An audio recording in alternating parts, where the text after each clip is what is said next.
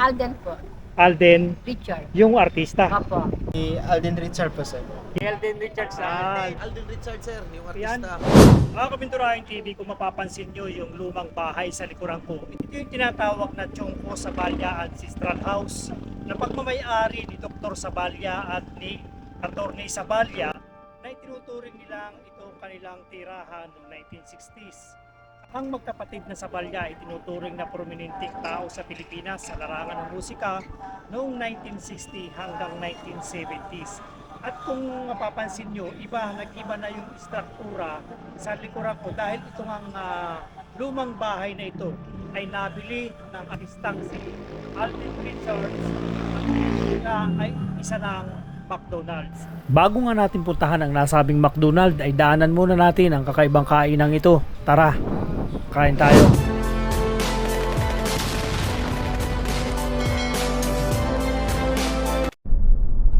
Mga Kamindurayong TV, andito nga tayo sa MCX at lalabas tayo ng Islex dahil ngayong araw na ito ay pupuntahan natin ng isang lumang bahay na matatagpuan sa Barangay Kanluran, Santa Rosa, Laguna dahil ito daw ay isa ng McDonald's sa ngayon at pagmamay-ari ng isang sikat na artista na si Alden Richard. Ngayong araw na ito ay linggo kaya maluwag yung daan at bagong palit yung ating RFID, titistingin natin kung magtataas yung kanyang toll barrier dahil kaya nga natin pinalitan, hindi na nagpapangsyon yung kanyang sticker na ikinabit dati.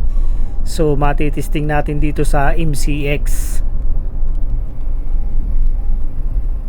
Check natin kung magtataas ng kusa o magtataas ng automatic yung kanyang toll barrier. Ayun, tumaas naman. Kung mapapansin ninyo ngayon, ang Islex ay malapad na, hindi kamukha dati na halos 3 lane lang ang nakakadaan. Pero ngayon, parang 5 to 6 lane na yung pwedeng dumaan sa karsadang ito. Kaya maluwag na. Magkukus lang siguro ito ng traffic kung mayroong mga aksidente sa may bandang unahan.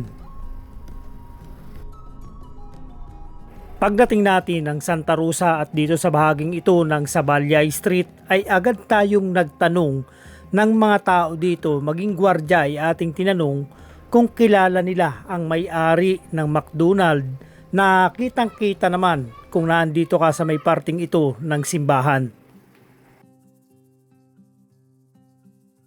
Ay, magandang araw po, Mindurayong TV. Tatanong ko lang po yung McDonald's na itinatayo dito nga sa tapat nyo. Kanino po ba to? Kay Alden po. Alden, Richard. yung artista. Opo. Bali, sarado pa po ano? Kailan po yan mag-open? Sa January 20. January 20. Opo. Ito pong taong ito. Ulit po ito. Kasi minsan nakita ko, akala ko open na. Ano pa lang po ito, testing lang po do yun. Kasi, kumbaga, parang aanuhan lang siguro. Mag-click siguro ulit ng ano nila. Kaya, pero ang ano po niya talaga, January 20. Pero yung nakatayo po dyan, dating Dati pong lumang bahay. lumang bahay. Opo. Pero yung lumang bahay na yun, ano yung itinitinda nila? Ano yung Wala man po, bahay lang po talaga yun, luma po talagang bahay yun. lumang bahay lang talaga? Opo, wala po yung ano, basta lumang bahay lang. Okay.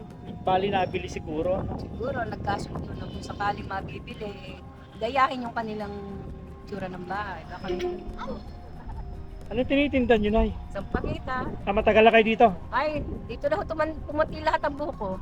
Di matagal na kayo. May 50 taon na kayo dito. 40 na siguro. E di kapisado nyo yung bahay na yan? Hindi naman kasi, ano yan sa ano, kasi ano yan, may bakod.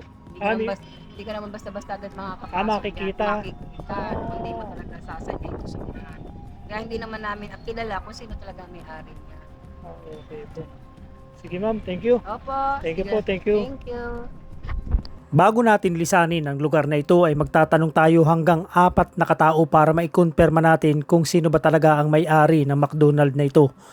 Minapansin tayong security guard dito sa may McDonald's. Ito yung ating pangalawang tatanungin. Brad, nadaanan ko tong McDonald's na itinatayo. Sino ba may-ari nito? Si Alden Richard po, sir. Yung artista. Yung artista. Kailan ba ito mag-o-open? Sa pagkaalam ko, sir, sa 20.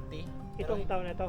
January 20, pero hindi pa yun sure. Hindi pa sure. Hindi pa yun sure. Kasi Ah. marami pa silang ginagawa dyan, sir. Okay. Official. Ano pangalan mo? Layon, Hayan Layon. Sige, salamat. Thank you. Thank you, sir. Wala ka ba siya shoutout? Taga Mindanao talaga ako, sir. Mindanao. Taga Mindanao. Shoutout mo yung pamilya mo sa Mindanao. Shout out ka pala sa mga pamilya ko doon, mga Layon family at saka Sihal family at saka yung Sabal family. Saan particular sa Mindanao? Sa South Cotabato, sir. South Cotabato. Maganda ron ha. Tahimik ba ron? Yan ng Lake Cebu yun, maganda. Lake Cebu. Taga Lake Cebu talaga. Okay. Salamat. Tourist Thank spot you. din. Tricycle driver naman yung ating tatanungin kung meron siyang idea dito sa itinatayong McDonald dito nga sa Santa Rosa, Laguna. Pero bakit kinukunan mo ng picture? Kasi kami na gusto namin pumasok kaso wala pa raw, hindi pa raw ano. Pero may idea ka ba kung kanino yan? Elden Richards Alden Richard. Shoutout sa iyo, Brad. Thank you sa sticker, boss. Thank you.